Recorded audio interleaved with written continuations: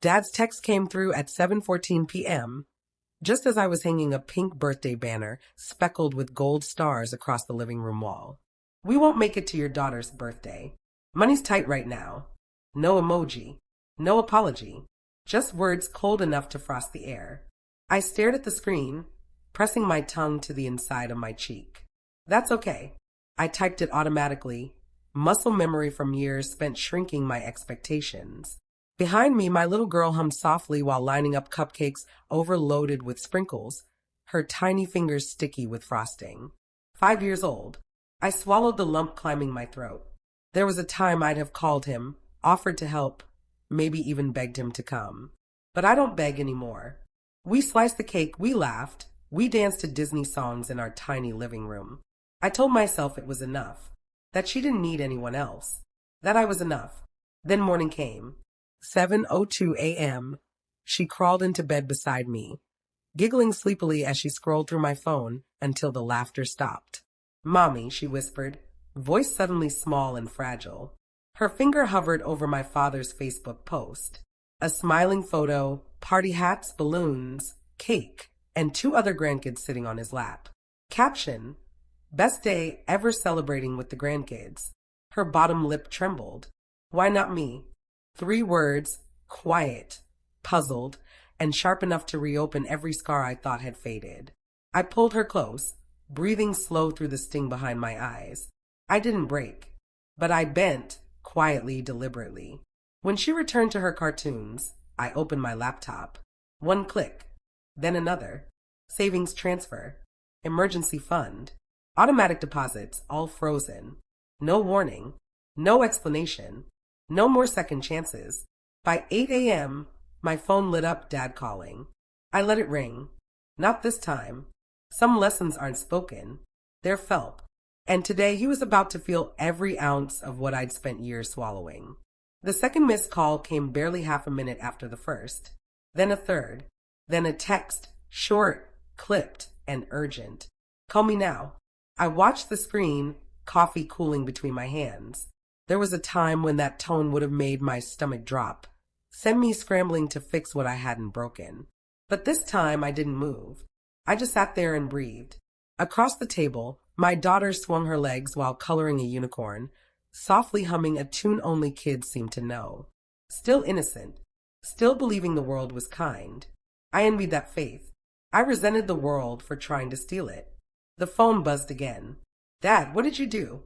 My card got declined at the pharmacy. I took a sip of my lukewarm coffee, steady and calm. This wasn't rage. It was resolve. 2 minutes later, Mom's name flashed on the screen. I picked up. Her voice rushed out, panicked and sharp, like someone running from a mirror. Why are the accounts frozen? Your father's furious. We needed that money. Needed. As if I were their bank, not their daughter. I kept my tone even. Things are tight right now. Silence, the kind that sits heavy, like truth settling in a room no one wants to dust. Don't be dramatic, she snapped. We have obligations. Your nieces needed school supplies. I cut in, gently but firm. My daughter needed her grandparents yesterday. That hit. I could hear it, a crack in her breath.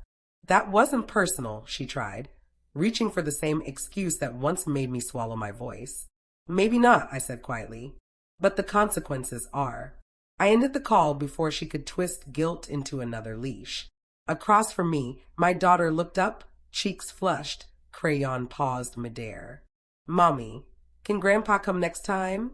I crossed the room, kissed her forehead, tucked a curl behind her ear. He'll come one day, I whispered, more comfort than truth. But until then, we have each other. She smiled, small, certain, trusting, and something in me shifted. Not revenge, not victory, just clarity. This time I was choosing her. The child she was, the child I once had been. And I wasn't bending anymore.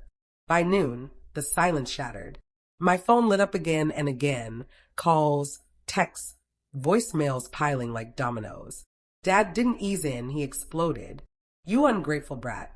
We supported you for years. You will fix this today. Family is family. Act like it. Funny. I scrolled through our old messages. 1 birthday text, 2 bland holiday forwards. Nothing more. Family was only family when I was footing the bill. Outside, my daughter chased bubbles in the sunlight, laughing each time one burst against her nose. She had no idea her innocence had just been drafted into a battle she never asked for. I stepped out, sat on the cold patio steps, letting the air steady me.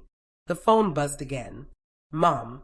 This time, her voice carried that brittle sweetness, the one she used when layering blame with concern.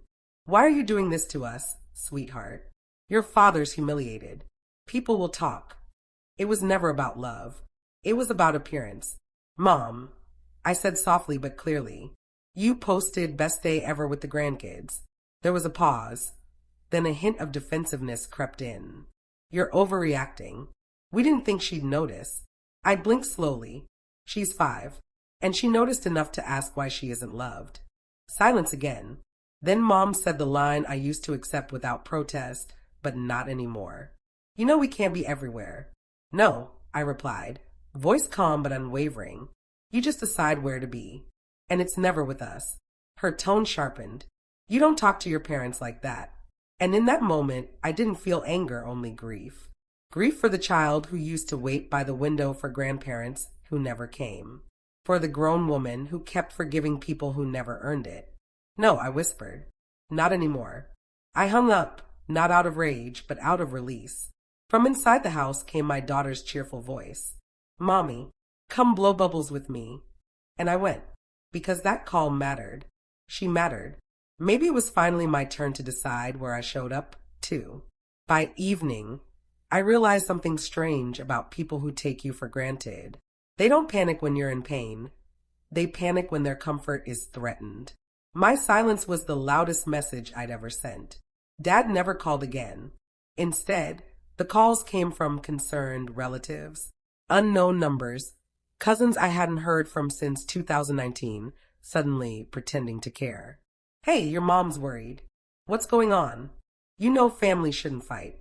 Not a single mention of my daughter. Not one. I placed my phone face down and walked to the kitchen. She sat there wearing a toy tiara, eating leftover birthday cake for dinner because she'd asked, why not? Mommy, she mumbled through frosting, do bubbles count as wishing magic? I smiled. They do, if you believe they do. Her grin was pure, untouched by the world's selfishness. I envied that innocence, but I also vowed she'd never lose it the way I once did. Then the doorbell rang. I froze, an old reflex, a flash of dread.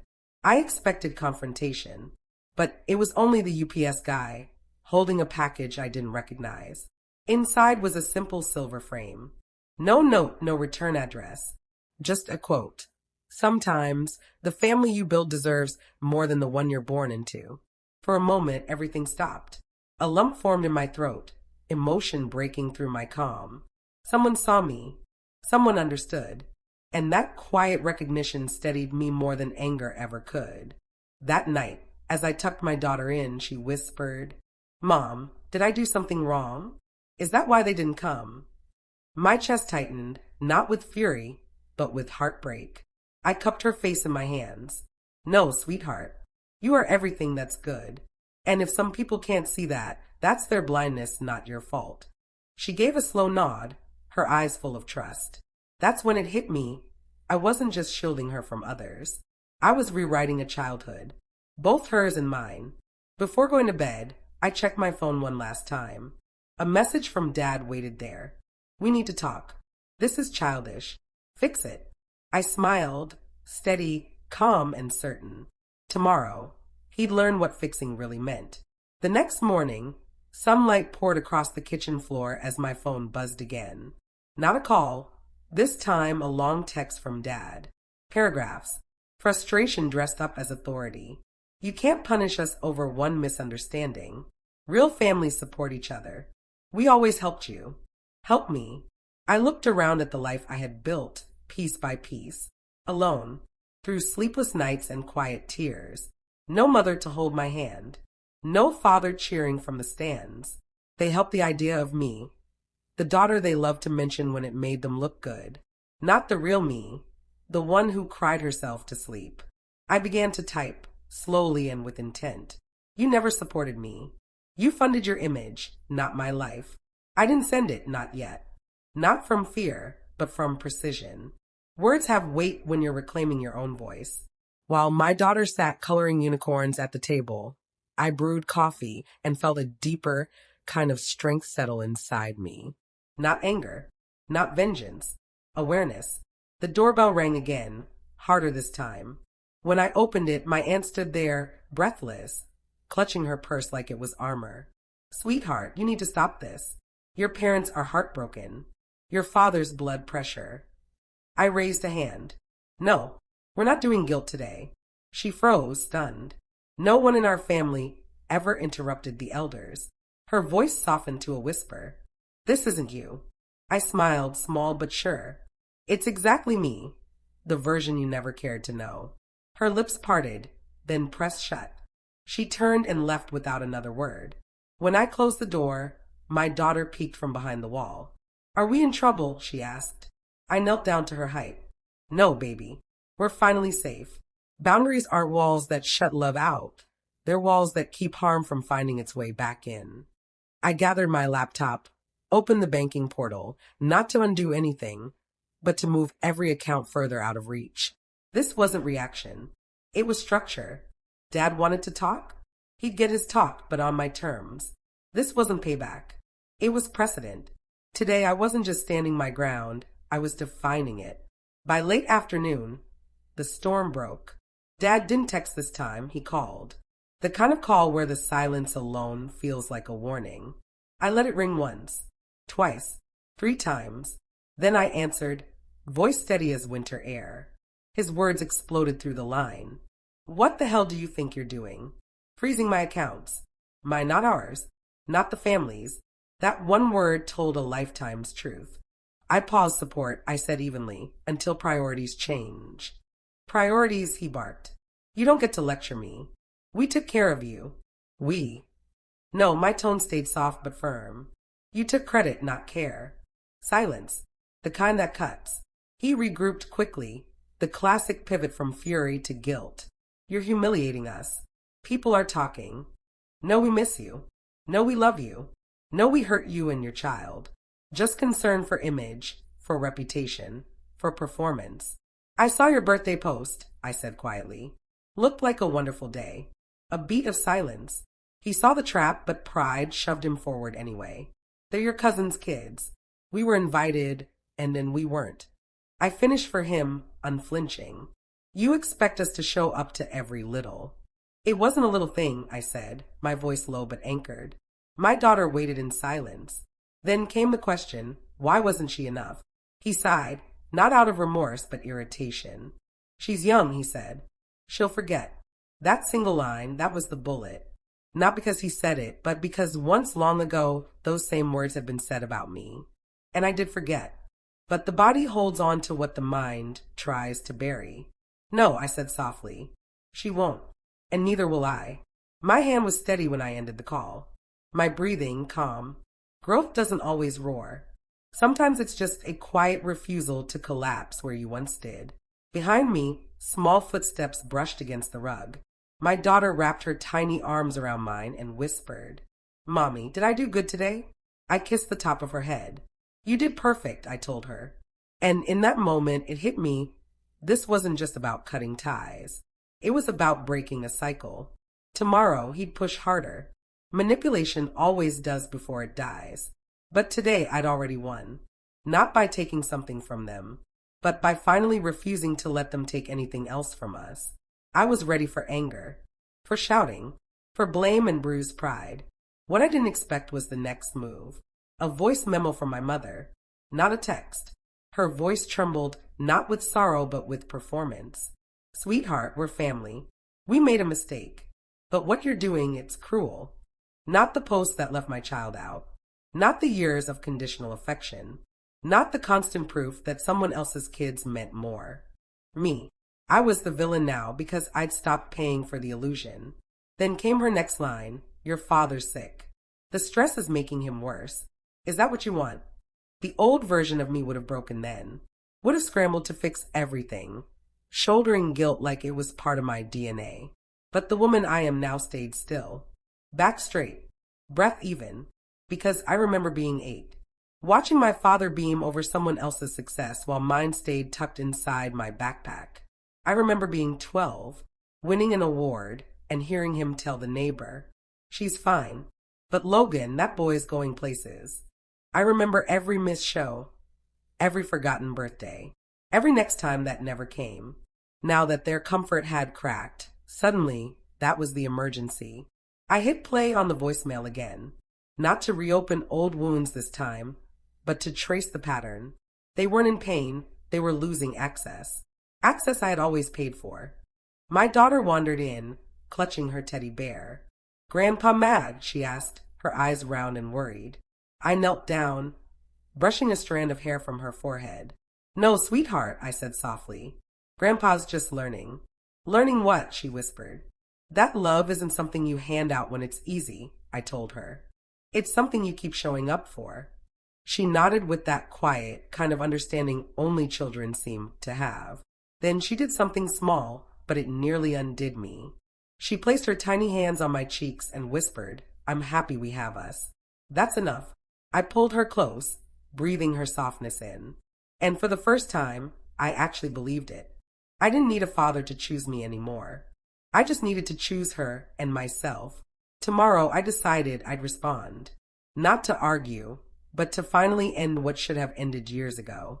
Dad didn't call the next morning. He came pounding on my door instead, like the world owed him entry. I didn't rush. I didn't shake. I opened the door slowly, and for the first time ever, he looked small. His face was flushed, his breathing sharp. "Enough games," he barked. "Fix the accounts. Now, no greeting, no apology, not even a how's my granddaughter, just entitlement loud and raw." My daughter peeked from behind my leg, her stuffed unicorn clutched tight. Dad jabbed a finger past me. "You're turning her against family." I stepped forward just a little, not in anger, just to protect what was mine. "I'm not," I said quietly. "You chose where to show up. I just learned from you." He scoffed. "We made one mistake." I met his eyes, calm as snowfall. "No, you made a pattern." I just finally recognized it. For a brief second, something flickered in his face, not guilt, but disbelief that his control no longer worked. "You'll regret this," he snapped. I shook my head. "No, I regret ever teaching my daughter that people who ignore her still deserve a place in her heart." Just then, my daughter tugged my hand. "Mommy, can we go play bubbles?" Dad froze. The same child he'd overlooked, asking me for something so simple, so pure. I looked back at him. "Dad, if one day you truly want to show up, not for money, not for duty, but for her, the door will be open." I paused. "But until then, access to me and what I've built stays closed." His jaw tightened. "What do I tell people?" And there it was, the truth beneath it all. Not love, not loss, just image. "Tell them the truth," I said quietly. "That love requires presence, not excuses." He blinked, stunned, as I gently closed the door. No slamming, no shouting, just finality. Outside, silence. Inside, my daughter handed me the bubble wand. "We have us," she said softly. "And that's enough." I watched the bubbles drift into the sunlight, fragile, bright, and free, and realized something. I hadn't cut them off in anger. I'd simply stopped letting them cut me. Revenge wasn't freezing their accounts. Revenge was showing my daughter what real love looks like, and choosing peace over permission.